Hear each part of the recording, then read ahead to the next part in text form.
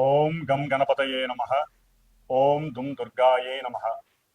ఓం గురవే సర్వలోకానాం విషజే భవరోగిణాం నిధయే సర్వవిద్యానాం శ్రీ దక్షిణామూర్తయే నమో నమః. శ్రీ మేధా దక్షిణామూర్తయే నమః. ఆదిత్యాయ చ సోమాయ మంగళాయ బుధాయ చ గురుశుక్ర శనిభ్యశ్చ రాహవే కేతవే నమః. ఈ యొక్క నవగ్రహ స్తోత్రాన్ని ఎవరైతే ప్రతినిత్యము కూడా చక్కగా తలుచుకుంటారో వారందరికీ కూడా ఈ జన్మలో కలిగేటటువంటి ఆయురారోగ్య వృద్ధి తప్పకుండా కలుగుతుంది అని ఋషివచనం. ముఖ్యంగా ఈ వైశాఖ మాసంలో మే 15వ తేదీ నుండి మరలా జూన్ 15వ తేదీ వరకు కూడా మనకి ప్రతి నెలా కూడా ఎప్పుడెప్పుడు సూర్యుడు తన యొక్క రాశి ప్రవేశాన్ని మార్చుకొని ఏ ఏ రాసుల వారికి ఏ ఏ విధమైనటువంటి శుభ ఫలితాలను ఇస్తాడో అని ఎదురు చూస్తూ ఉంటారు ప్రేక్షకులందరూ కూడా. నవగ్రహ ప్రేక్షకులు అంటే నవగ్రహాలని చాలా మనస్ఫూర్తిగా స్వీకరించి వారి యొక్క మనసుని ఆ గ్రహ పేరితం ద్వారా పిన్ టు పిన్ పాయింట్ని అనుసరిస్తూ వెళ్ళేటటువంటి వారందరికీ కూడా ఈ నెలంతా కూడా శుభప్రదంగా ఉండాలని కోరుకుంటూ, మరి మార్చి 30 నుండి జరిగినటువంటి కొన్ని గ్రహస్థితుల యొక్క కలయికల వలనే మనకి దేశవ్యాప్తంగా అట్లాగే ప్రపంచవ్యాప్తంగా ఎన్నో రకాలైనటువంటి సిచ్యువేషన్స్ మనం గమనిస్తూనే ఉన్నాం. అది ఈ క్షణము ఈ రోజు కూడా ఏం జరుగుతుందో మీ అందరికీ చెప్పచ్చు. ఇవన్నీ కూడా 6 నెలల నుండి జ్యోతిష్కులందరూ కూడా చక్కగా వారికి ఉన్నటువంటి జ్ఞానంతో ప్రబోధిస్తూనే ఉన్నారు. కొంతమంది కొట్టిపారేశారు, కొంతమంది నమ్మారు. నమ్మినా కొట్టిపారేసిన గ్రహాలు ఇచ్చేటటువంటి పరిస్థితుల్ని వాటి నుండి తప్పించుకునే ప్రయత్నాల్ని మనం చేయలేం.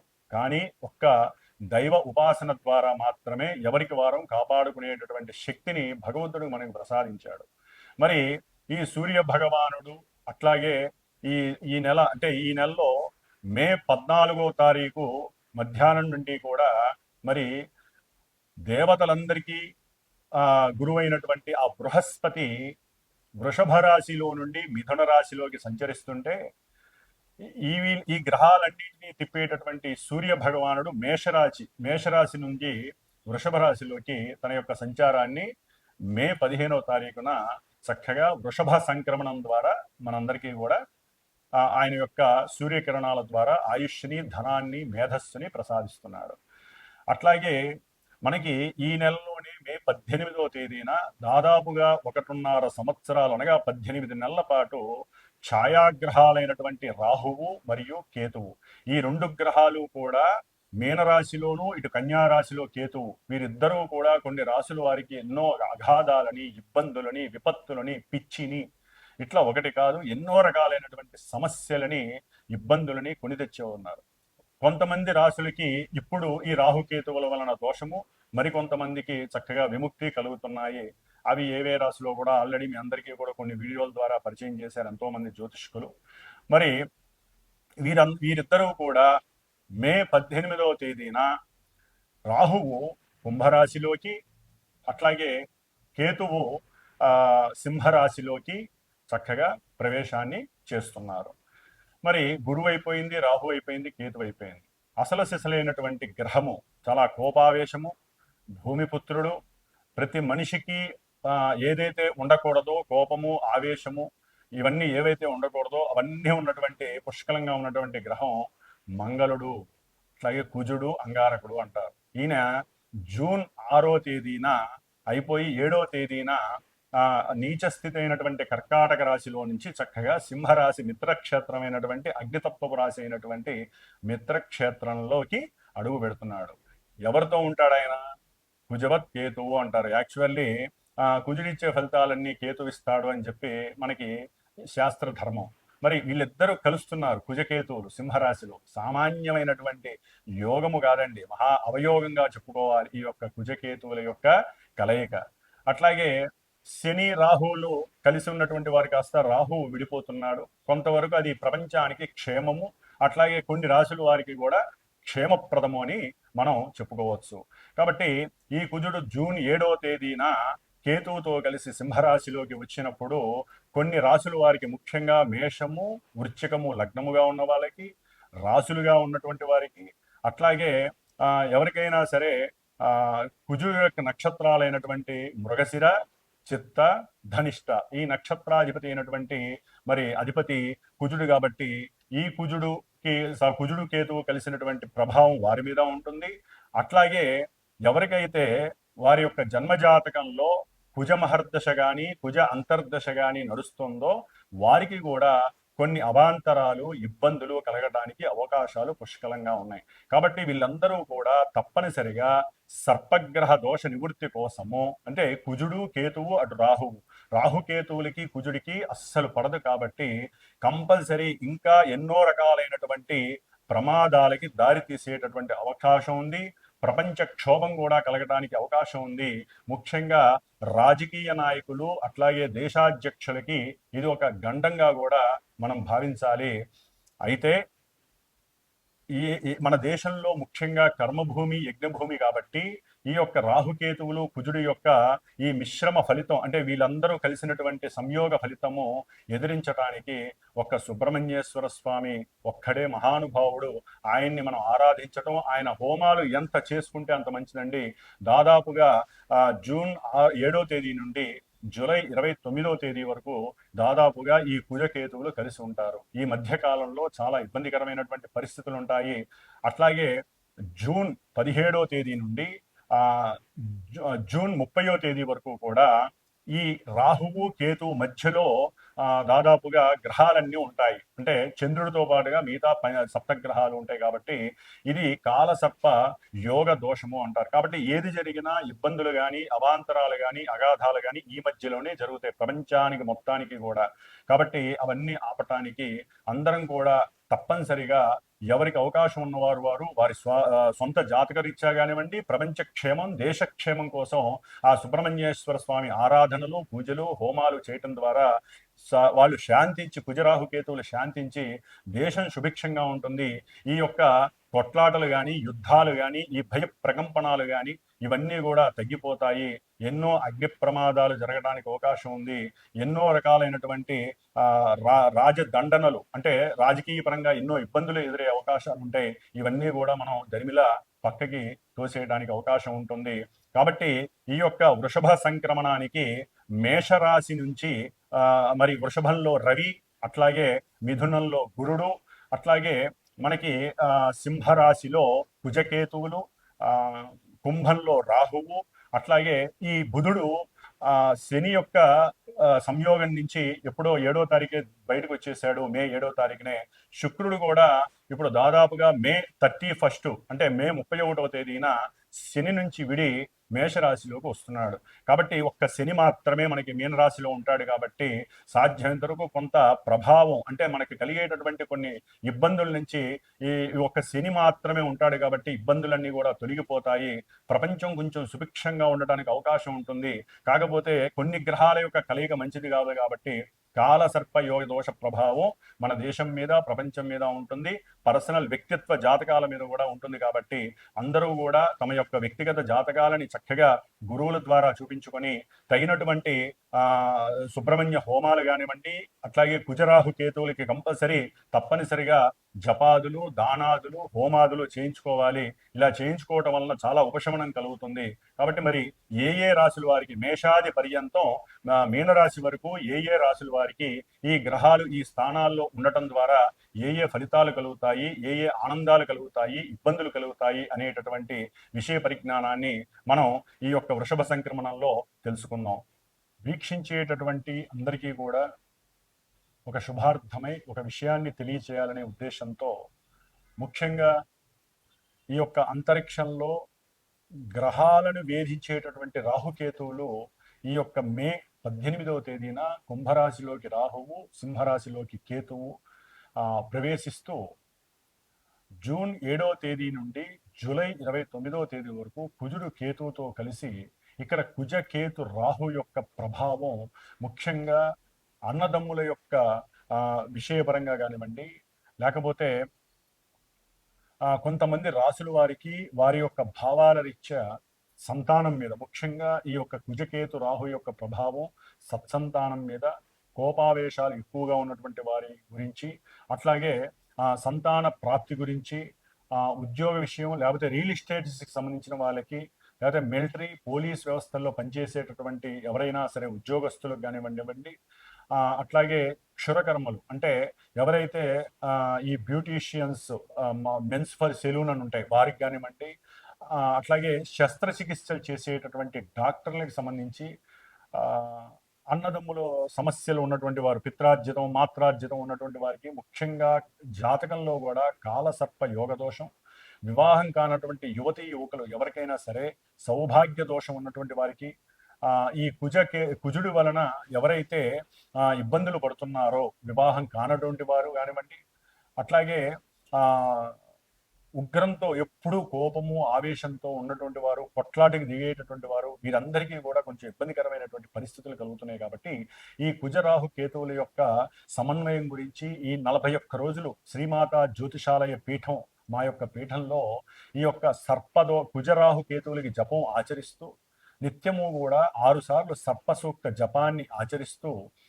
వీరి యొక్క ఉపశమనార్థమై ఈ 41 రోజుల్లో తమిళనాడులో ఉన్నటువంటి 6 క్షేత్రాలు, సుబ్రహ్మణ్య క్షేత్రాలు దర్శనం చేసుకొని, ఎవరైతే గోత్రనామాదులు ఇచ్చి వారి యొక్క పేరు నమోదు చేసుకుంటారో వారందరి పేర్ల మీద ఆ యొక్క క్షేత్రాలకు వెళ్ళినప్పుడు ఈ గ్రహాలకి సంబంధించి జపము, అట్లాగే సర్పసూక్త జపాన్ని ఆచరించి చివర్లో ఇక్కడ సుబ్రహ్మణ్య పాశుపత హోమాన్ని, నవగ్రహ హోమంతో పాటుగా సుబ్రహ్మణ్య పాశుపత హోమం అనేటటువంటిది ఏర్పాటు చేసి ఆ యొక్క భస్మాన్ని, ఆ యొక్క కంకణాలు ఏదైతే వెళ్ళొస్తామో ఆ 6 క్షేత్రాల్లో పూజ చేయించినటువంటి కంకణాన్ని కూడా మీకు అందజేసేటటువంటి ప్రయత్నము నేను చేస్తాను.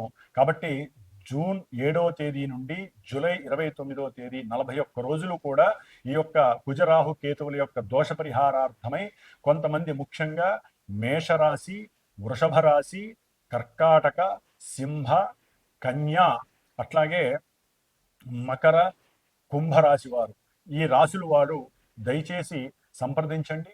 మీకు సంబంధించినటువంటి గోత్ర నామాదులు, మీ యొక్క నక్షత్రాదులు, అట్లాగే మీకు నడుస్తున్నటువంటి దశ అంతర్దశలు, ఎవరైనా కుజరాహు కేతువుల దశలు ఉన్నట్లయితే తప్పనిసరిగా నన్ను సంప్రదించండి. దానికి తగ్గ పరిహారాన్ని ఆచరించండి. మేషరాశి వారికి ఈ యొక్క మే 15వ తేదీ నుండి జూన్ 15వ తేదీ వరకు కూడా సూర్య భగవానుడు మరి కుటుంబ స్థానమైనటువంటి వృషభ రాశిలో ఉండటం ద్వారా మరి ఆర్థికపరమైనటువంటి విషయాలలో కుటుంబంలో కొన్ని చర్చలు జరిగే అవకాశాలు ఉంటాయి.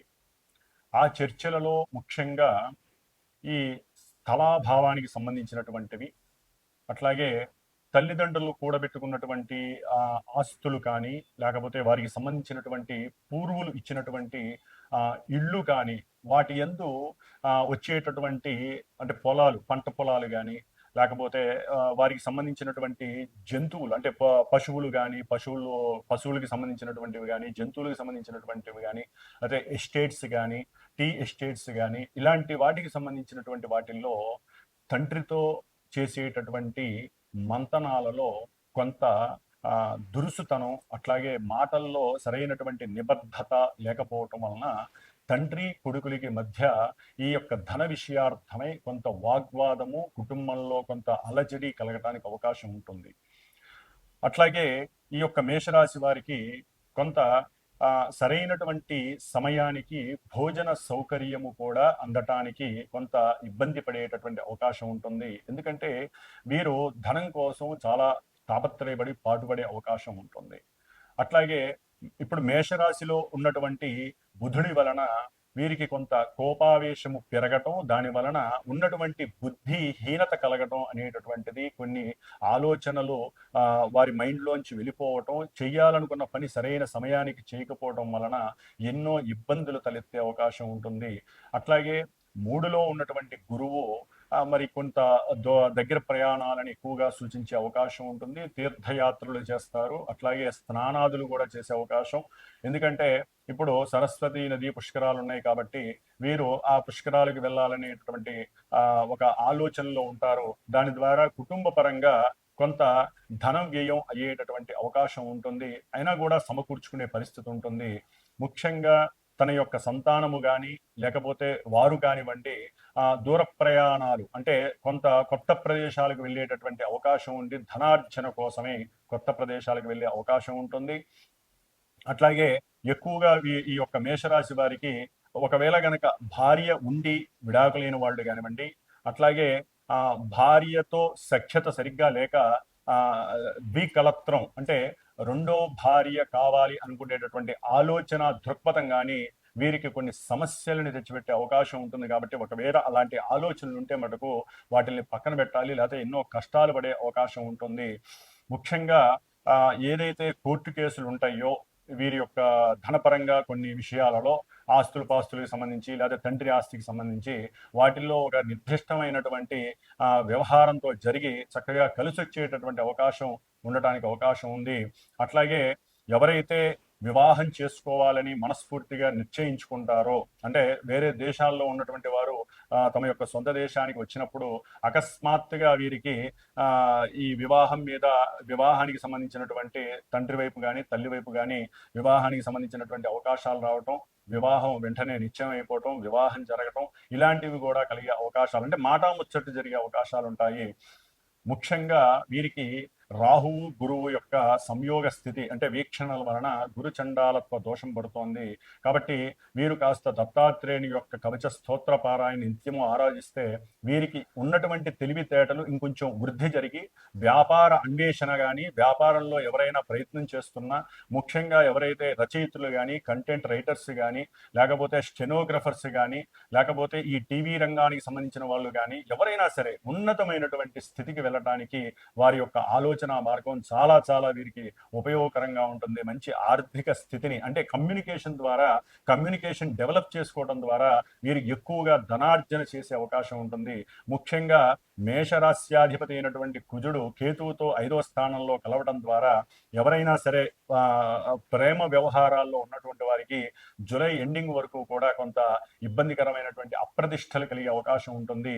ప్రేమ వ్యవహారాల్లో పిచ్చి పిచ్చి ప్రవర్తనల ద్వారా తండ్రి గారితో గొడవలయ్యే అవకాశం ఉంటుంది. కుటుంబంలో మనస్తాపాలు కలిగే అవకాశం ఉంటుంది. అట్లాగే ఎవరైతే రాజకీయ నాయకులు ఉంటారో వారికి సంబంధించినటువంటి సంతతి విషయంలో కూడా ఒక పట్టాన వీరిలో పొరపత్సాలు అనేటటువంటివి సెట్ కావు. ఒకరి మీద ఒకరికి అభాండాలు కలుగుతాయి. వీరి యొక్క ఆలోచన తీరు క్యారెక్టరిస్టిక్ మొత్తం కూడా ఈ 45 రోజులు డిఫరెంట్ వేలో కనిపించే అవకాశం ఉంటుంది. అట్లాగే ఏదైనా ఆపరేషన్లు కనుక జరిగి ఉన్నట్లయితే అవి మళ్ళీ తిరుగుబడటం మళ్ళీ హాస్పిటల్స్కి వెళ్ళే పరిస్థితి కలగడం ఇలాంటివి కలగడానికి అవకాశం ఉంటుంది. ఎందుకంటే ఈ కుజుడు జూన్ 7వ తేదీ వరకు కూడా రాహువును చూస్తూ అక్కడ కుజరాహుల యొక్క సంయోగం అనేటటువంటిది జూన్ 7 వరకు కూడా కొంత ఇబ్బందికరమైనటువంటి పరిస్థితి కనిపిస్తుంది. అనుకున్న లాభాన్వేషణ జరిగే అవకాశం కనపడదు. అట్లాగే ఈ యొక్క మేషరాశి వారికి లాభస్థితిలో ఉన్నటువంటి రాహువు చక్కటి ఏదైతే కోరుకుంటారో ఆ కోరికలన్నీ కూడా నెరవేరడానికి అవకాశం ఉంటుంది. కాకపోతే కొంత ఆలస్యాన్ని దారితీసే అవకాశం ఉంటుంది.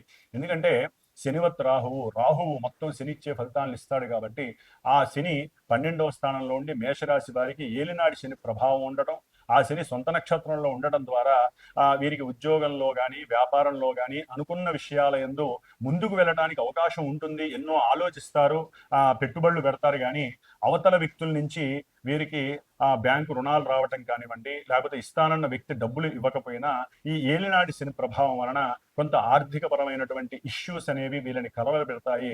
కానీ అనుకున్నటువంటి విషయాన్ని మాత్రం రాహుగ్రహ ప్రభావం వలన వీరు లాభపడే అవకాశం ఉంటుంది.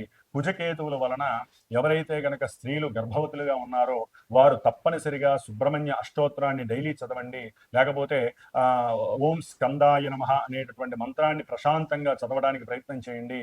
మేషరాశి వారు ఏ కార్యక్రమం తలపెట్టినా, ముఖ్యంగా విద్యార్థులు ఏ కార్యక్రమం తలపెట్టినా, ఎగ్జామ్స్ రాయాలన్నా, వారి యొక్క మనసు ఏకాగ్రతగా ఉండాలన్నా తప్పనిసరిగా గణపతి ఆరాధన చేయండి. దాదాపు 1.5 year ఏకాగ్రత లేకపోతే మీకు ఎంత పాండిత్యం ఉన్నా, ఎంత విద్యా జ్ఞానం ఉన్నా కూడా అవన్నీ కూడా కేతు వలన ఇబ్బందులు పడే అవకాశం ఉంటుంది. మధ్యలో ఇంకా ఈ కేతు వలన స్త్రీల వలన మీకు కొన్ని ఇబ్బందులు కలిగే అవకాశం ఉంటుంది. విద్యార్థులు గణపతి ఉపాసన కంపల్సరీ చేయాలి, గణపతి ఆరాధన చేయాలి. కాబట్టి ఎన్నో రకాలైనటువంటి పరిష్కార మార్గాలు మరి మాలాంటి జ్యోతిష్కుల్ని అడిగి వారి యొక్క సొంత జాతకం ద్వారా తెలుసుకొని మరి జాతకంలో ఉన్నటువంటి విశేషాలకి ఇప్పుడు ఉన్నటువంటి గ్రహస్థితికి మధ్య సారూప్యాన్ని తెలుసుకొని ఏ పరిహారాలు చేసుకోవడం ద్వారా మంచి జరుగుతుందనేది తెలుసుకోవాలి. ముఖ్యంగా మేషరాశి వారు కుజుడికి కందులు, అట్లాగే కేతువుకి ఉలవలు, కంపల్సరీ శనగలు, ఇవి శివాలయంలో ఏదైనా ఒక బ్రాహ్మడికి దానం చేయటం, లేదా అది కూడా చేయలేనటువంటి వారు శివాలయంలో నవగ్రహాలయం దగ్గర చక్కగా దీపారాధన చేసుకోవటం విశేషప్రదం. గరికతో గణపతిని ఆరాధించండి.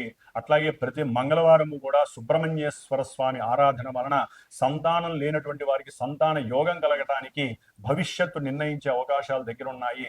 గర్భ విచ్ఛిన్నం జరిగేటటువంటి వారు సుబ్రహ్మణ్య ఆరాధన చేయటం ద్వారా, అది నిలబడి గర్భరక్షా స్తోత్రాన్ని చేయటం ద్వారా, వీరు స్కందుణ్ణి ఎక్కువ ఆరాధించడం ద్వారా గర్భం నిలబడి చక్కటి సుపుత్రుడు యోగం కానీ సుపుత్రికా యోగం కానీ కలగడానికి అవకాశం ఉంటుంది.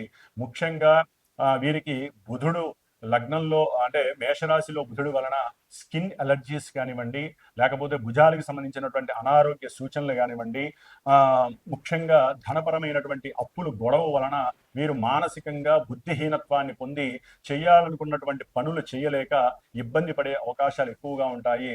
భార్యాభర్తలు కొంత అనుకూలంగా ఉండండి. అంతర్గతంగా వారి మధ్య ఉన్నటువంటి కొన్ని పొరపచ్చాలు సమస్యలకి ముగింపు పెట్టడానికి ఒకరికొకరు చక్కటి జ్ఞానంతో చర్చలు చేసుకొని కుటుంబంలో చక్కటి ఆనంద విహారాన్ని, అట్లాగే ఆనందమైనటువంటి జీవితాన్ని పొందటానికి ఎక్కువగా ప్రయత్నం చేయండి. ఎవరైతే విద్యార్థులు ఉన్నతమైనటువంటి చదువులకి చదవడానికి ఒక దేశం అనుకుంటే అక్కడ ఉన్నటువంటి పరిస్థితులకు బదులు ఇంకొక దేశానికి ఎక్కడా కూడా నిరుత్సాహపడకండి. ఇంకొక దేశానికి మీ యొక్క మార్పుని తీసుకువెళ్ళండి. చక్కటి చదువుకోండి, చక్కటి విజ్ఞానాన్ని పెంచుకోండి.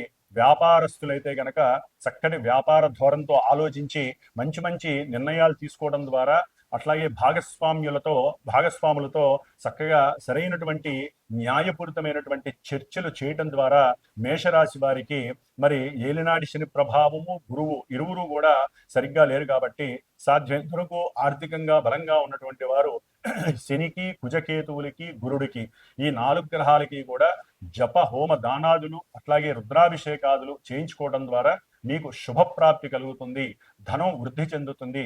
కార్యక్రమాలు ముందుకు నడిచి చక్కగా మీరు ఆనందమయ జీవితాన్ని అనుభవించడానికి మేషరాశి వారికి ఇదొక సరైనటువంటి అవకాశంగా భావించవచ్చు.